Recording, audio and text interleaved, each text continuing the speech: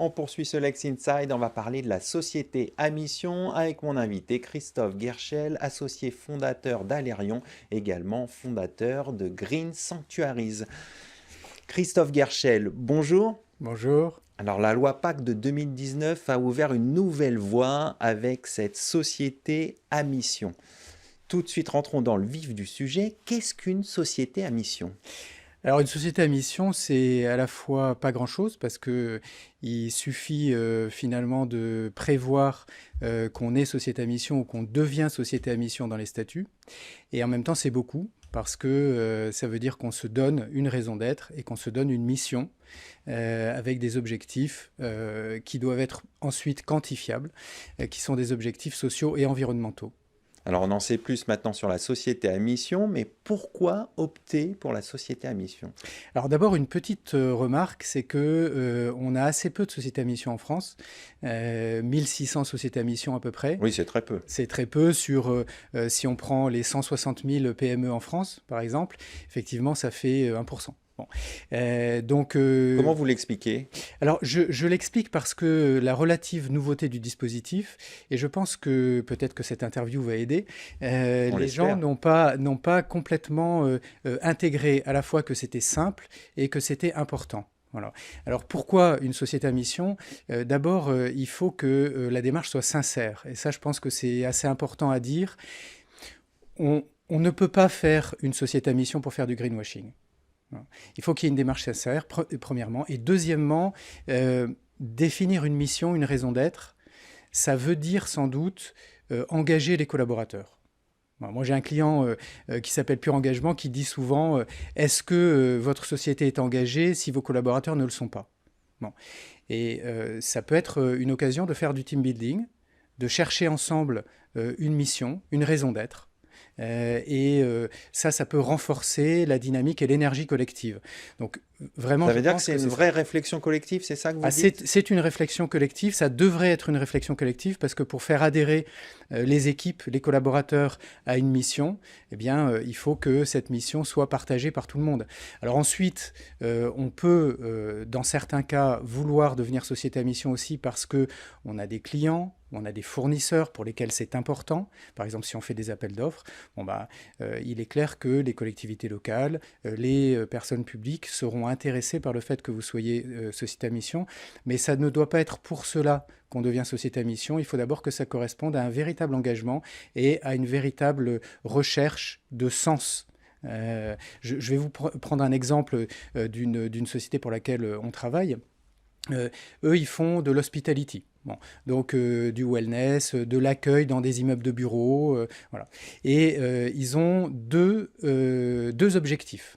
Le premier objectif, la première mission, c'est une mission qu'on pourrait qualifier d'intrinsèque, c'est-à-dire qu'ils vont dire on transforme la façon de travailler des collaborateurs, on va vers l'être bien au travail. Bon, mais ça, en se développant leur activité, ils développent aussi cette première mission. Mais ils ont choisi une deuxième mission qui m'est chère, qui est une mission de protection de la planète, de l'environnement, de la biodiversité. Cette mission-là, elle est extrinsèque.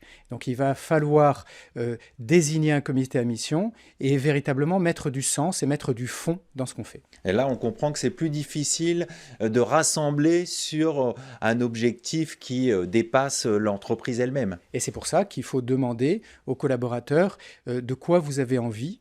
Les dirigeants ont toujours, j'allais dire, le leadership et c'est important qu'ils montrent la voie, mais il faut qu'ils engagent les collaborateurs avec eux. Alors, on va rentrer dans des aspects un peu plus pratiques. Quelles sont les conditions à réunir pour être une société à mission ? Alors, c'est très simple. La première chose, c'est qu'il faut faire une assemblée générale extraordinaire pour décider d'inscrire la raison d'être, c'est-à-dire la vision, et la mission et les objectifs dans les statuts. Mais ce n'est pas grand-chose. Il suffit de réunir une assemblée générale extraordinaire et c'est fait. On peut d'ailleurs être société à mission dès le début ou devenir société à mission en cours de route. Voilà. Ça, c'est la première condition et finalement, c'est presque la seule.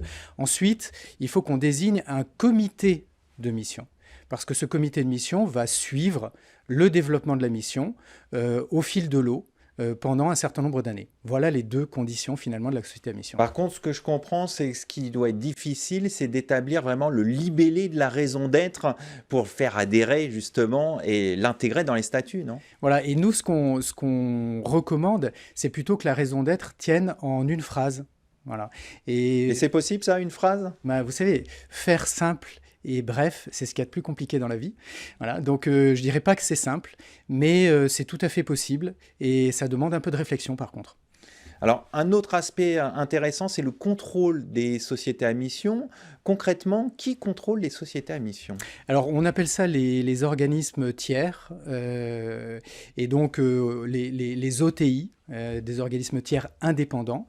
Ils sont agréés par la COFRA, qui sont agréés par l'État, les pouvoirs publics, et puis ils vont contrôler. Alors, c'est tous les 2 ans lorsque la société a plus de 50 collaborateurs, et c'est tous les 3 ans lorsque la société a moins de 50 collaborateurs. Sur quoi portent les contrôles pour Alors, comprendre? les contrôles, ça va être simplement quels sont vos objectifs, comment la mission se décline-t-elle, comment elle a été réalisée, est-ce qu'on a mis suffisamment de moyens, suffisamment d'énergie, et finalement, est-ce que le comité de mission s'est réuni, qu'est-ce qu'il a fait de concret, et donc cet organisme tiers va mener un mini-audit. On vérifie que ce ne soit pas une coquille vide, entre guillemets. Exactement, et on a dit tout à l'heure, ça ne sert à rien si on veut être une coquille vide, et en même temps, il faut le faire parce que c'est simple, et qu'aujourd'hui, on a besoin des entreprises, on a besoin des sociétés pour transcender le monde dans lequel on se trouve.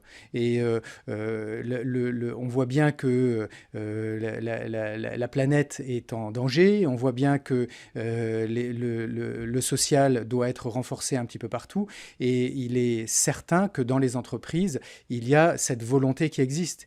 Il suffit juste de la catalyser, et une fois qu'on l'a catalysée, on a une mission. Alors peut-être pour finir, quelques bonnes pratiques pour bien réussir son entreprise à mission. Je dirais faire simple d'abord, c'est-à-dire que, on disait tout à l'heure, une raison d'être, une phrase avec du sens. Pas du blabla, pas du greenwashing. Deuxième chose, je pense ne pas multiplier les objectifs. Peut-être avoir 2 objectifs, un objectif, 2 objectifs. Essayer d'avoir aussi des objectifs intrinsèques, des objectifs qui sont remplis facilement par le développement de l'activité. Et puis, bien y réfléchir avant. Si on pense que on veut être société à mission juste parce que ça va faire plaisir aux tiers et qu'on ne veut pas mettre de contenu à l'intérieur de la société à mission, ça ne sert à rien. On va conclure là-dessus. Merci Christophe Guerchel d'être venu sur notre plateau. Je rappelle que vous êtes associé fondateur d'Alérion, également fondateur de Green Sanctuaries. Merci beaucoup. Tout de suite, l'émission continue. On va parler de LCB-FT et de déclaration de soupçon des avocats.